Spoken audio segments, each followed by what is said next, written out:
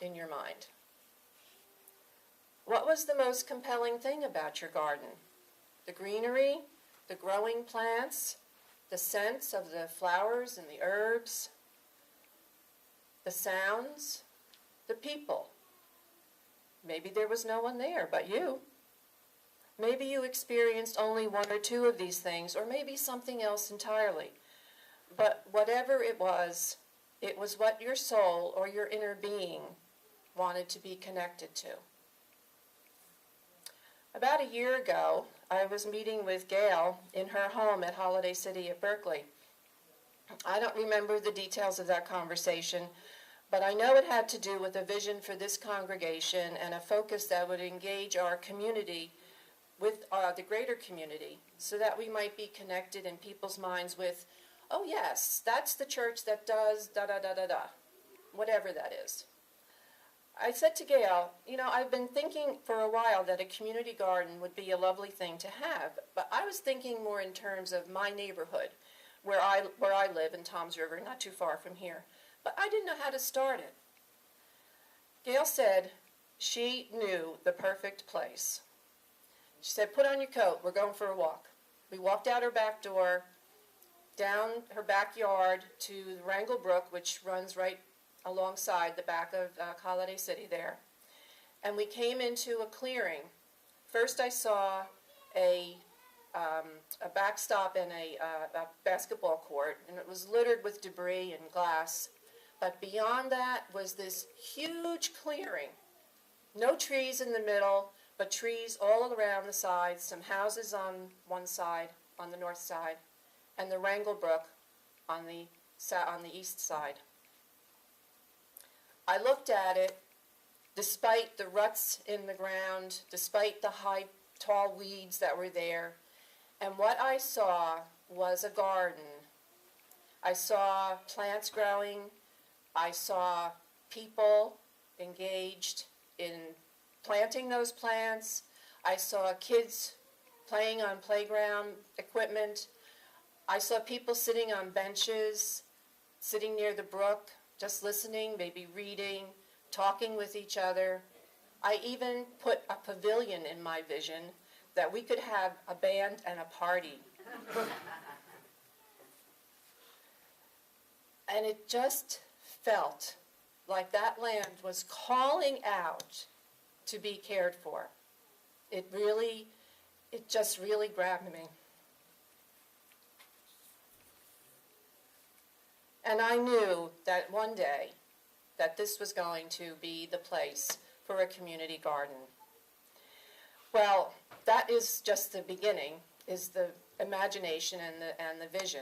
And when I shared this with other people, people got excited. They really liked the idea. It didn't take long at all before I called a meeting and lots of people showed up and had ideas for it. Of course, everybody wanted to get right there and start digging. So this was in the spring, I think in March or something, when we went down there. And when can we plant? When can we plant? Well, as I found out, because I tend to jump right into things, there's a lot of stuff to be done before that. So I had to first find out who owned the property. I found out it was Berkeley Township. So I wrote a letter to the mayor and council, and I made my proposal about putting up a community garden. And they liked the idea very much and said that we could, but they had to charge us $1 a year.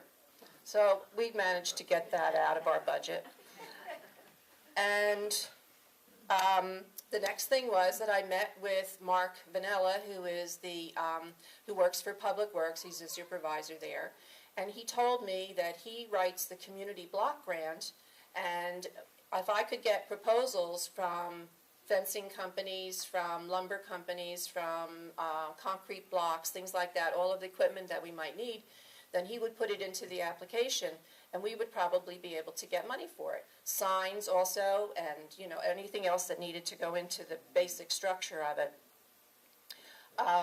Okay, fast forward with a few more meetings and a few more plans, more meetings with Parks and Recreation, with the councilwoman who takes takes care of that area.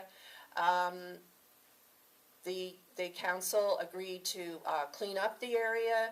They're going to do a little bit of improvements on the pavement going down into the area. They put up barriers so that the four-wheeled vehicles, the off-road vehicles that were tearing up and making ruts in the ground wouldn't be able to go in there, or at least most of them wouldn't be able to get in there.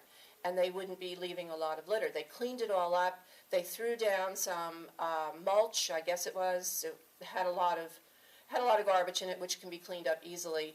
But then they also threw down grass seed, so that grass would start to come up and maybe not so many weeds. And then Barbara D. and I went over one day because Barbara was chomping at the bit to sow some seeds there. We've got to plant something, just symbolically. So we went down there, and she found a little spot, and we found a couple of rubber balls that I guess that people throw for their dogs, you know, to mark the area, because we'd probably forget if they never came up. And Barbara planted some basil and some lavender. So I haven't been down there yet, but I think I might check it out when I go home today to see if anything has come up. But it was just the idea of getting something started. That was what Barbara wanted to do. And I also found out from Mark that we did get money for it. He said about $10,000. But of course, that'll all be going toward the fencing and the lumber and the concrete. And he had to get some more proposals to work that out. So we haven't been able to connect yet, but we're having a meeting tomorrow evening. I'm hoping tomorrow sometime I can talk with him and get more of an update. But as slow as it seems, it is moving along, and it's a long way from where it was this time last year when it wasn't even a thought. We have about a dozen members who have filled out applications and paid, and we certainly would love to have more. There's two different levels of membership. A full membership is $25, and it entitles you to your own bed, your own plot of land to cultivate. And also, if you want to work in what we call the common ground, it's an area that's going to be set aside for the production of vegetables and maybe some fruit to be given to either the food bank or to people who can't afford it, or will sell it and then give the money to a charitable cause. But other parts of this area, it's 5 acres, by the way. So we're going to just start with an acre. I think that's kind of manageable. So when we those are the two different, and then the other membership is a $10 volunteer membership, and that would entitle you to work in the common ground area. So the membership is for the family or the individual. And we have lots of applications in the back there. So there's a lot of work still to be done. As you've heard, we have a meeting tomorrow night. We have drafted bylaws, rules and regulations, a membership form. I've had the attorney at Berkeley Township review the bylaws, made a couple of changes in that, but she was really excited about it, so I'm going to send her a membership form. And once we get that done and our board, the Unitarian Universalist Ocean County Congregation, approves it, then we will be set, we will be official. And one of the other things that we did in the summer was to, or actually in September, was to set up a table at the Berkeley Pride Day, and that's where our T-shirts all came. You can see. Okay. I'm afraid I didn't get enough of the bigger sizes that I probably needed to get a few more of those. But if you become a member this year, you get a free T-shirt. It's a medium. It's but it's still yours. Okay, so why do we need a garden? That's the title of this talk, and I couldn't think of what I was going to call it, and then Barb asked me, well, what's the title? Usually we don't want to just put community garden there, and I said, well, I thought about it, and I said, well, why do we need a community garden? I mean, did I even ask myself that question? It was just, I made the assumption, of course, that's what we're going to have. But I was looking through my emails last night, excuse me, and I had an e-newsletter from Slow Food International. If you're not familiar with that, it's not the opposite of fast food.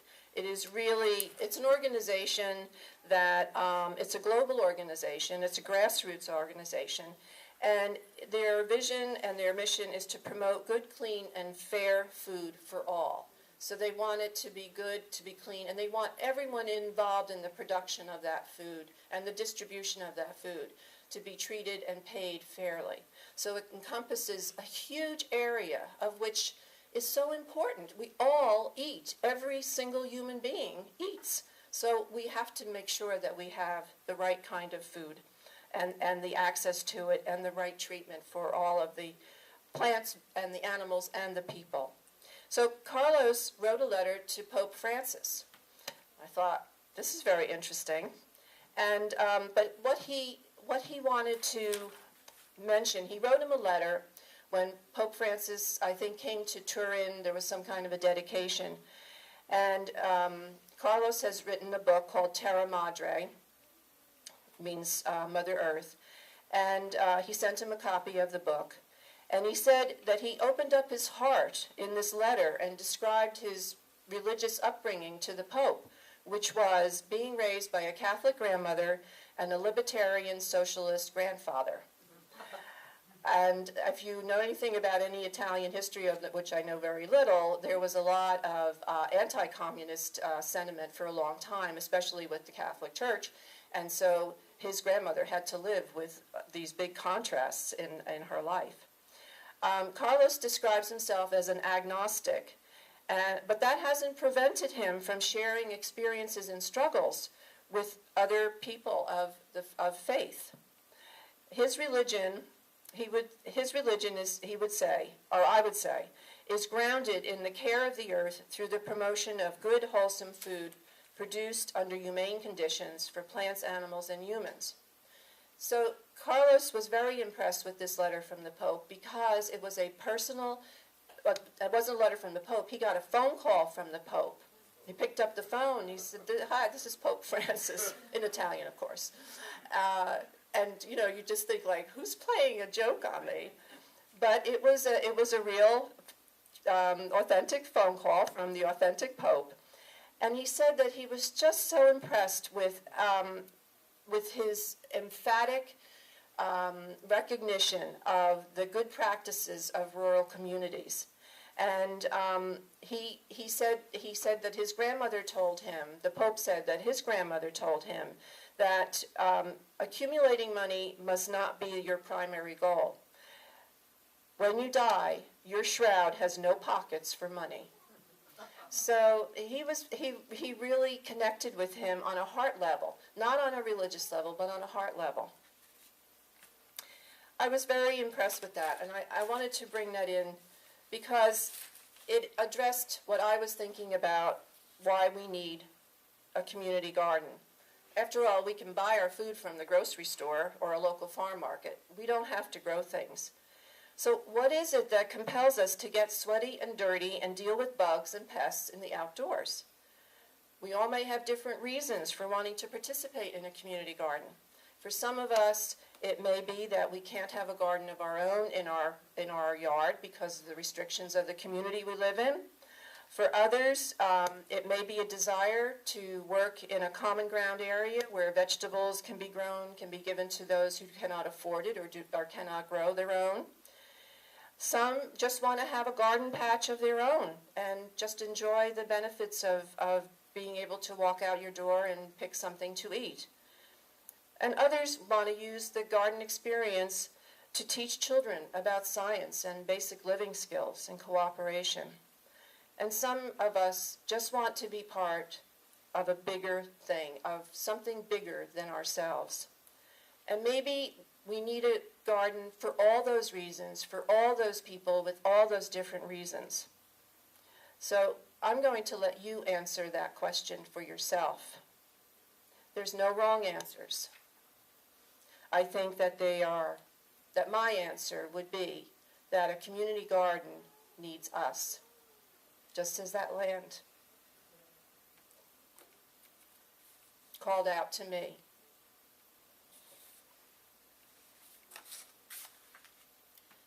So, we have time for some response.